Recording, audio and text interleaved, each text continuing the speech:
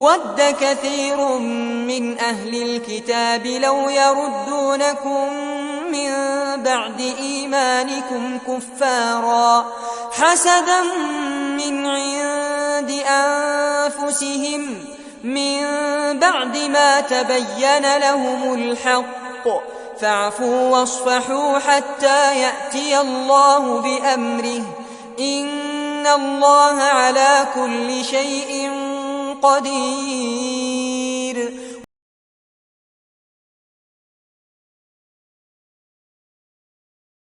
اور اہل کتاب میں سے بہت سے لوگ چاہتے ہیں کہ تمہیں تمہارے ایمان کے بعد پھر کافر بنا دیں، ان کی اپنی طرف سے حسد کی وجہ سے، حالانکہ ان پر حق واضح ہو چکا ہے۔ پھر تم معاف کر دو اور درگزر کرو یہاں تک کہ اللہ اپنا حکم لے کر آ جائے۔ بے شک اللہ ہر چیز پر قادر ہے۔ یہ آیت اہل کتاب یہودیوں اور عیسائیوں کے حوالے سے نازل ہوئی تھی، جو مسلمانوں کے ایمان اور دین کی مخالفت کرتے تھے اور چاہتے تھے کہ مسلمان پھر سے اپنے ایمان سے انکار کر دیں۔ اس میں اللہ تعالیٰ مسلمانوں کو صبر اور درگزر کی ہدایت دے رہا ہے تاکہ وہ ان کی دشمنی کے باوجود اچھے اخلاق اور صبر سے کام لیں اور اللہ کے حکم کا انتظار کریں۔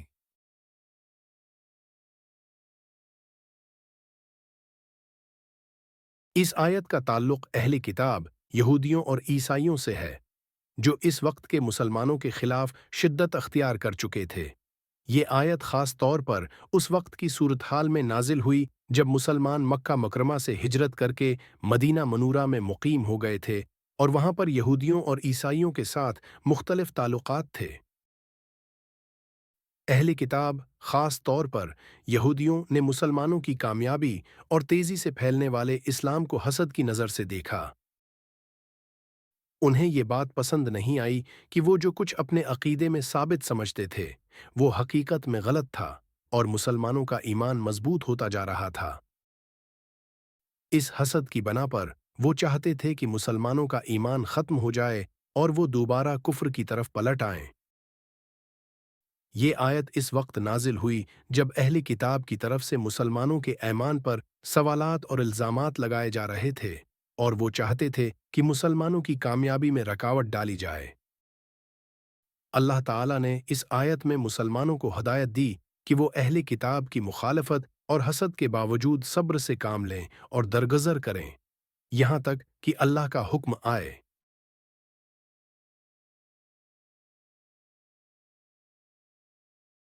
ود کثیر من اہل الکتاب، اس کا مطلب ہے کہ اہل کتاب میں سے بہت سے لوگ، خصوصاً یہودی اور عیسائی، مسلمانوں کے ایمان پر حسد کرتے تھے اور ان کی خواہش تھی کہ مسلمان اپنے ایمان سے پھر جائیں۔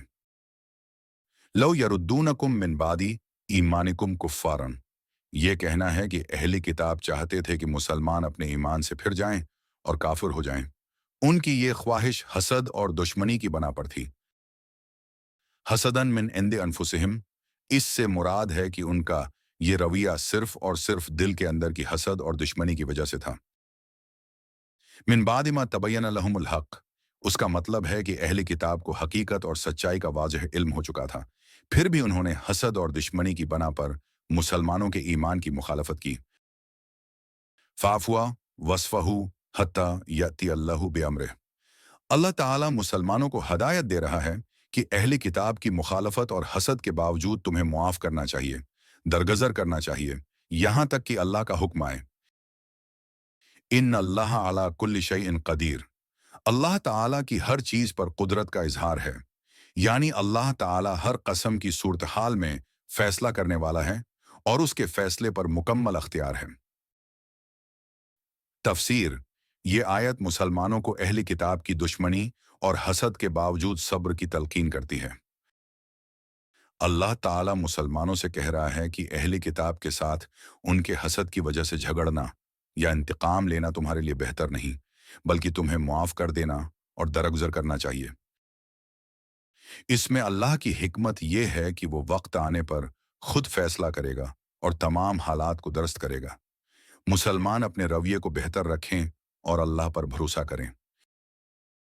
اس آیت کی تفسیر میں بہت سی مفسرین نے یہ بات بھی بیان کی کہ اس کا تعلق خصوصاً اہل کتاب کی جانب سے مسلمانوں کے ایمان کے خلاف حسد اور مخالفت سے ہے، لیکن اس کا پیغام اس سے بھی وسیع ہے۔ انسان کو اپنی زندگی میں جب بھی حسد، مخالفت یا دشمنی کا سامنا ہو تو اسے صبر ہے اور معافی کا رویہ اپنانا چاہیے۔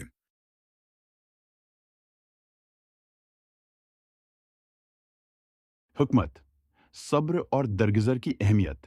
اس آیت میں اللہ تعالیٰ نے صبر اور معاف کرنے کی اہمیت پر زور دیا ہے۔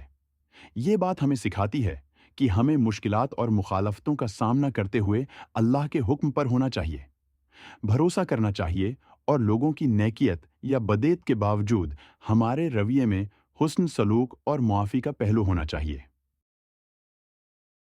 اللہ کے فیصلے پر یقین۔ آیت میں اس بات کا ذکر کیا گیا ہے کہ اللہ ہر چیز پر ہے، قادر ہے اور اللہ کا حکم آئے گا۔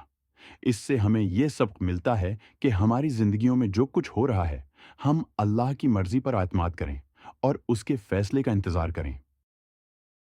اس آیت میں اللہ کی قدرت کو اجاگر کیا گیا ہے کہ وہ ہر چیز پر قادر ہے۔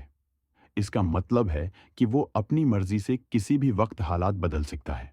اس کی حکمت اور قدرت کے آگے کسی کی خواہش یا کوشش بے اثر ہے۔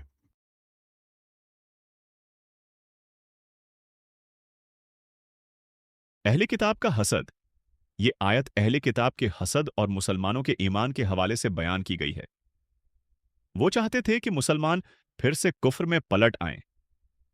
اللہ کے حکم کا انتظار۔ مسلمان کو ہدایت دی گئی کہ وہ اہل کتاب کی مخالفت اور حسد کے باوجود صبر کریں اور اللہ کے حکم کا انتظار کریں۔ معافی اور درگزر کی اہمیت۔ اس آیت میں یہ بھی سکھایا گیا ہے کہ جب تک اللہ کا حکم نہ آئے، ہمیں اپنے دشمنوں کو معاف کرنا چاہیے اور ان کے ساتھ حسن سلوک رکھنا چاہیے۔ اللہ کی مکمل قدرت۔ اللہ تعالیٰ ہر چیز پر قادر ہے اور اس کا ہر فیصلہ عدل و انصاف پر مبنی ہوتا ہے۔ ہمیں اس پر ایمان رکھتے ہوئے اپنی زندگی گزارنی چاہیے۔ خلاصہ، یہ آیت مسلمانوں کو اہل کتاب کے حسد اور مخالفت کے باوجود صبر اور معافی کی اہمیت بتاتی ہے۔ اس آیت میں اللہ تعالیٰ مسلمانوں کو اپنی حکمت اور قدرت پر ایمان لانے کی ہدایت دیتا ہے اور ان سے کہتا ہے کہ وہ اللہ کے حکم کا انتظار کریں کیونکہ وہ ہر چیز پر قادر ہے۔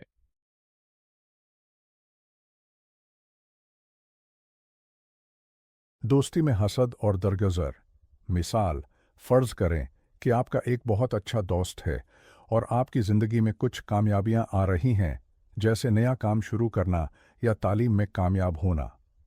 آپ کا دوست آپ کی کامیابیوں سے حسد محسوس کرتا ہے اور چاہتا ہے کہ آپ کی کامیابی نہ ہو۔ وہ آپ کی محنت کو نظر انداز کرتا ہے اور آپ کے خلاف باتیں کرتا ہے، لیکن آپ سمجھتے ہیں کہ اس کی یہ حسد اور دشمنی اسے دراصل اس کے اندر کی بے چینی کی وجہ سے ہے۔ آپ اپنی کامیابی پر خوش رہتے ہوئے اسے درگزر کرنے کا فیصلہ کرتے ہیں اور اس کے ساتھ صبر کے ساتھ پیش آتے ہیں، کیونکہ آپ جانتے ہیں کہ اس کی مخالفت کے باوجود آپ کو اللہ کی رضا کی کوشش کرنی ہے۔ آیت سے تعلق۔ جیسے آپ نے اپنے دوست کی حسد کو معاف کر دیا اور اس کے خلاف ردعمل نہیں دکھایا، ویسے ہی آیت میں مسلمانوں کو اہل کتاب کی مخالفت اور حسد کے باوجود صبر اور معافی کی ہدایت دی گئی ہے۔ اللہ کا حکم آنے تک صبر سے کام لیں اور درگزر کریں۔ ملازمت میں حسد اور سچی کامیابی۔ مثال، آپ کسی کمپنی میں کام کرتے ہیں اور آپ کی کارکردگی بہترین ہے، جس کی وجہ سے آپ کو ترقی ملتی ہے۔ آپ کے کچھ ساتھی جو آپ کے ساتھ ایک ہی سطح پر تھے، آپ کی ترقی سے حسد کرتے ہیں اور وہ چاہتے ہیں کہ آپ ناکام ہو جائیں۔ وہ آپ کی کامیابی کو نظر انداز کرتے ہیں اور آپ کی محنت کو تسلیم نہیں کرتے، لیکن آپ جانتے ہیں کہ آپ کی ترقی اللہ کی رضا اور محنت کا نتیجہ ہے، اور آپ ان کی مخالفت کو نظر انداز کرتے ہیں۔ آپ اپنی محنت جاری رکھتے ہیں اور ان کے حسد کو دل سے معاف کرتے ہیں۔ آیت سے تعلق۔ جیسے آپ اپنے ساتھیوں کے حسد کو درگزر کرتے ہیں اور اپنی محنت کو جاری رکھتے ہیں، ویسے ہی آیت میں مسلمانوں کو اہل کتاب کے حسد اور مخالفت کے باوجود صبر کرنے کی ہدایت دی گئی ہے۔ اللہ کا حکم آئے گا اور اس کا فیصلہ سب پر غالب ہوگا۔ خاندان میں اختلافات اور صبر۔ مثال، فرض کریں کہ آپ کے خاندان میں ایک تنازعہ چل رہا ہے جہاں کچھ افراد آپ کے فیصلے کو پسند نہیں کرتے اور وہ آپ کی باتوں پر اعتراض کرتے ہیں۔ وہ آپ کے فیصلہ کن عمل یا سوچ کے بارے میں منفی رائے رکھتے ہیں اور چاہتے ہیں کہ آپ ان کی باتوں کے مطابق چلیں، لیکن آپ جانتے ہیں کہ آپ کا فیصلہ صحیح ہے اور آپ نے نیک نیتی سے کیا ہے، پھر بھی آپ ان کے اعتراضات کو اپنے دل میں بوجھ نہیں بناتے اور انہیں درگزر کرتے ہیں۔ آپ صبر سے ان کی باتوں کو برداشت کرتے ہیں اور اللہ سے دعا کرتے ہیں کہ وہ آپ کے فیصلے کو اپنی رضا کے مطابق کامیاب کرے۔ آیت سے تعلق: جیسے آپ نے اپنے خاندان کے افراد کے اعتراضات کو درگزر کیا اور صبر کے ساتھ اپنے فیصلے پر قائم رہے، ویسے ہی اس آیت میں مسلمانوں کو اہل کتاب کے حسد اور مخالفت کے باوجود صبر اور درگزر کی ہدایت دی گئی ہے۔ اللہ کا حکم آنے تک ہمیں لوگوں کی مخالفت کے باوجود اللہ پر بھروسہ کرنا چاہیے۔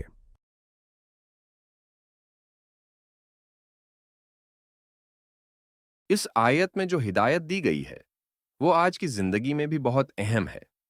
دنیا میں جہاں مختلف عقائد، مذاہب اور نظریات کے حامل لوگ موجود ہیں، وہاں مخالفین کی حسد اور دشمنی کا سامنا ہر انسان کو ہوتا ہے، چاہے وہ اپنی ذاتی زندگی میں کامیاب ہو یا اپنے عقیدے اور اصولوں پر قائم رہنے کی کوشش کر رہا ہو۔ حسد کا سامنا آج کے دور ہے۔ میں آپ کو اپنے کام، عقیدہ یا کسی اور وجہ سے حسد اور مخالفت کا سامنا ہو سکتا ہے کہ آپ کی کامیابی یا ترقی کسی دوسرے کی دل آزاری کا باعث بنے۔ اس آیت میں اللہ نے ہمیں بتایا ہے کہ ہمیں ایسے حالات میں بھی صبر، درگزر اور معاف کرنے کا رویہ اپنانا چاہیے۔ صبر کی ضرورت: جب بھی ہمیں کسی کی مخالفت یا حسد کا سامنا ہو، ہمیں صبر سے کام لینا چاہیے۔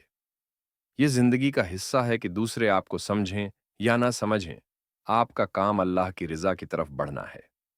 دشمنوں کے درمیان امن کا پیغام: اس آیت سے یہ بھی سیکھنے کو ملتا ہے کہ دشمنی اور مخالفت کے باوجود مسلمانوں کو اپنی طرف سے امن اور سکون کا پیغام دینا چاہیے، کیونکہ اللہ تعالیٰ اپنے فیصلے خود کرے گا۔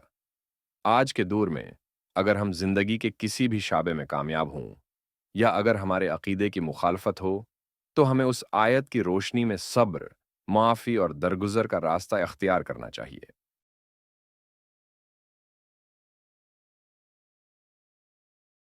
دشمنی اور حسد کا سامنا کرتے ہوئے صبر کا راستہ اپنانا۔ اس آیت سے یہ سبق ملتا ہے کہ جب بھی ہمیں کسی کی حسد یا مخالفت کا سامنا ہو، ہمیں رد عمل میں غصہ یا انتقام نہیں لینا چاہیے۔ ہمیں صبر اور سکون سے کام لیتے ہوئے اپنے عمل اور ایمان پر قائم رہنا چاہیے۔ اللہ کی رضا کی کوشش کرنا: اللہ کی رضا کے لیے اپنے راستے پر ثابت قدم رہنا چاہیے، چاہے دنیا میں لوگوں کی مخالفت ہو یا دشمنی کا سامنا ہو۔ اللہ کے فیصلے پر مکمل بھروسہ کرنا چاہیے، کیونکہ وہ ہر چیز پر قادر ہے۔ معافی اور درگزر کا رویہ اپنانا: جب لوگ آپ کے حق ہوں میں غلط رویہ اختیار کریں، آپ کو ان کے برے رویوں کے بدلے میں حسن سلوک اختیار کرنا چاہیے۔ اگر آپ اس میں کامیاب ہو جائیں تو یہ اللہ کی رضا کا سبب بنے گا۔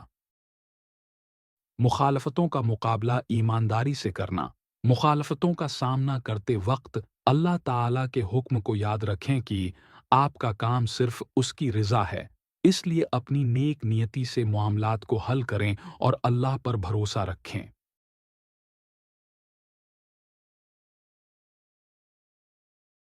یا اللہ، میری زندگی میں جب بھی مجھے دشمنی، حسد یا مخالفت کا سامنا ہو تو مجھے صبر، ہمت اور درگزر کا جذبہ عطا فرما۔ میری زبان سے کسی کو تکلیف نہ پہنچے اور میری دل سے گزرنے والی ہر بات میں تیرے حکم کی رضا ہو۔ آمین۔ یا اللہ، تیری قدرت پر مکمل ایمان رکھتے ہوئے میں ہر حال میں تیری رضا کے لیے عمل کرتا ہوں۔ میری زندگی میں جو بھی مشکلات آئیں، مجھے یقین دلایا جائے کہ ہمیشہ تیری رضا کے لیے عمل کرتے رہیں گے۔ تو ہر چیز پر قادر ہے اور تو ہی میری مددگار ہے۔ مجھے اپنی ہدایات کی روشنی دے تاکہ میں ہمیشہ تیری رضا کے راستے پر چلوں۔ آمین۔ یا اللہ، جو لوگ میرے خلاف حسد یا مخالفت کرتے ہیں، ان کے دلوں میں اپنی ہدایت ڈال دے اور انہیں اپنی روشنی دکھا۔ اگر وہ میری مخالفت کی وجہ سے اندھے ہو گئے ہیں تو انہیں تیری ہدایت کی طرف واپس لاؤ تاکہ وہ حق کو دیکھ سکیں اور سچائی کا پیچھا کر سکیں۔ آمین۔